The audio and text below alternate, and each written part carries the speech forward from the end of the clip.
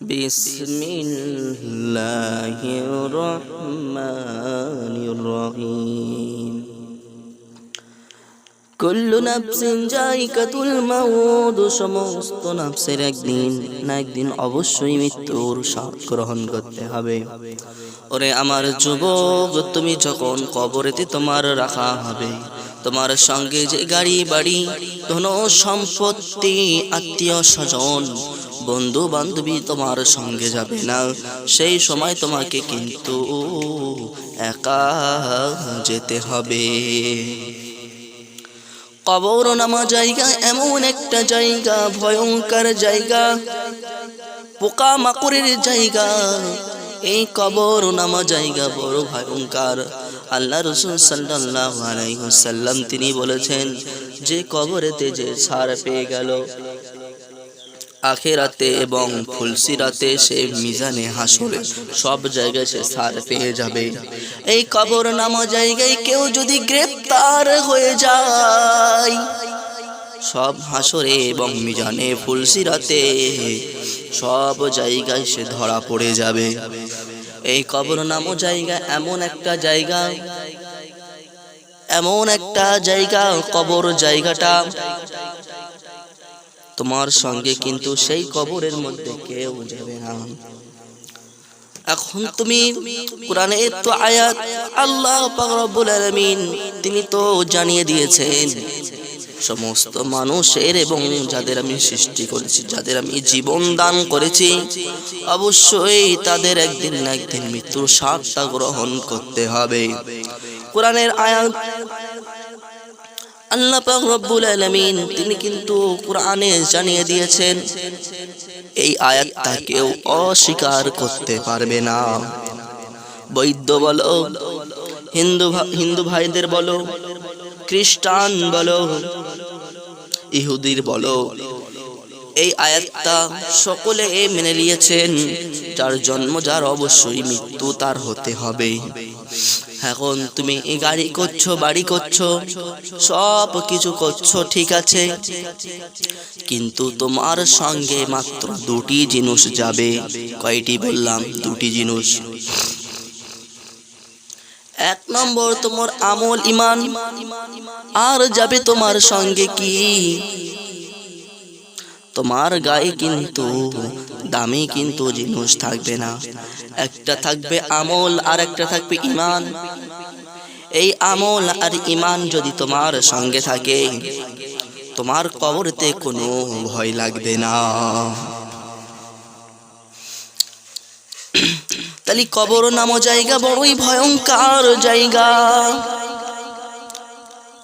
আজকের গায়ের শক্তি বলে, আজকের যুবক গায়ে রক্ত শক্তি বলে, রক্ত গরম বলে মানুষকে মানুষ বলে মানছি না। লোকের জমিকে আমি হক মেরে লোকের জমিটাকে তার কাছ থেকে ছিনিয়ে নিচ্ছি, কিন্তু সুদ খাচ্ছি, হারাম খাচ্ছি,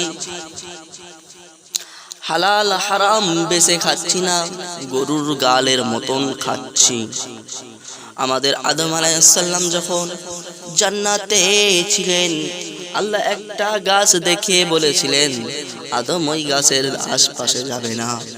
কেন? আল্লাহ বলেছিলেন, ওই গাছের আশপাশে যদি যাও, অর্থাৎ ওই গাছের ফল যদি খাও, তাহলে জালেমদের অন্তর্ভুক্ত হয়ে যাবে, খবরদার যেন ওদিকে যাবে না। আল্লাহ পাক রব্বুল আলামিন জান্নাতে তো সব কিছু খেতে বলেছেন, তবু কেন ওইটাকে খাতে বারণ করেছেন? আদম আলাইহিস সালাম হলেন আমাদের পিতা। এখন পিতা আর নির্দেশ ছিল, একটা এরিয়া করে দিয়েছিলেন, আদম তুমি এই এরিয়ার মধ্যে তুমি যা খুশি করো, কিন্তু খবরদার ওই গাছের দিকে তুমি যেন যেও না। ততরূপী আমাদেরও আল্লাহ এরিয়া করে দিয়েছেন, ওরে বান্দা তুই হালাল জিনিসটা খেয়ে যা, হারামটা যেন ছুঁস না। আর আমরা কি করছি? হালালটাকে ফেলে দিয়ে হারামটাকে বেশি করে খাচ্ছি। নাউজুবিল্লাহ বলেন। যে কথা বলছিলাম, মূল কথাই বলছিলাম, ফিরে আসি আমরা। আল্লাহ পাক রব্বুল আলামিন রাসূল সাল্লাল্লাহু আলাইহি ওয়াসাল্লাম তিনি কি বলেছেন? হাদিসের মধ্যে বললেন, মান কানা আখিরি কালামুহু লা ইলাহা ইল্লাল্লাহ দাখালাল জান্নাত। আল্লাহ রাসূল সাল্লাল্লাহু আলাইহি ওয়াসাল্লাম বলেছেন, যে ব্যক্তি মৃত্যুর সময় শেষ কথাটি হবে লা ইলাহা ইল্লাল্লাহ, লা ইলাহা ইল্লাল্লাহ, যে ব্যক্তি বলবে আল্লাহ তাআলা তাহাকে আল্লাহর দয়ার জান্নাত সে লাভ করবে।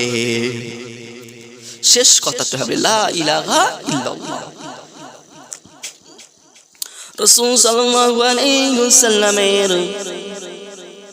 এই কথাটা শুনে আমার খুব ভালো লাগে। আল্লাহর কাছে দোয়া করি, আল্লাহ আমাদের যখন মৃত্যু হবে আমাদের যেন জবান দিয়ে জোরে জোরে লা ইলাহা ইল্লাল্লাহ মুহাম্মাদুর রাসূলুল্লাহ বলে যেন আল্লাহ মৃত্যু নসিব হয়। রাব্বুল আলামিন আল্লাহর কাছে কিন্তু তোমরা দোয়া করবে, ও রব্বুল আলামিন আল্লাহ মৃত্যুর সময় আমরা যেন ঈমান হালাতে মৃত্যু বরণ করতে পারি। আল্লাহ রাসূল সাল্লাল্লাহু আলাইহি ওয়াসাল্লামের স্ত্রী মা খাদিজা, আমাদের কি হয় মা, এখন খাদিজা যিনি আল্লাহ তাআলা যিনি স্বয়ং সালাম পাঠিয়েছিলেন খাদিজাকে, কাকে পাঠিয়েছিলেন? খাদিজাকে সালামটা কিন্তু পাঠিয়ে দিয়েছিলেন। এই যে খাদিজা কে যখন সালাম পাঠিয়েছিলেন স্বয়ং আল্লাহ, অর্থাৎ রাসূলুল্লাহ সাল্লাল্লাহু আলাইহি সাল্লামের জন্য তারা সমস্ত সম্পত্তি দ্বীনের জন্য দান করে দিয়েছিলেন। এখন সেই খাদিজা আল্লাহ রাসূলের স্ত্রী, তিনি কবরের কত ভয় করতেন, কারণ কবর নাম এমন একটা জায়গা যে একবার গিয়েছে সেই জানে কবরটা কেমন ভয়ঙ্কর জায়গা।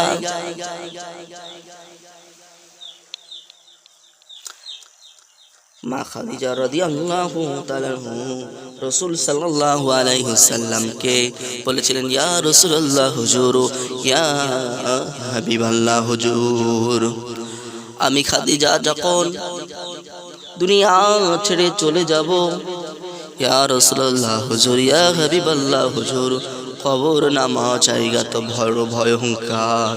আমি খাদিজা যদি মুলকের নবীর যদি প্রশ্নের উত্তর যদি না দিতে পারি, আমি খাদিজা কেমন ভাবে উত্তর দেব?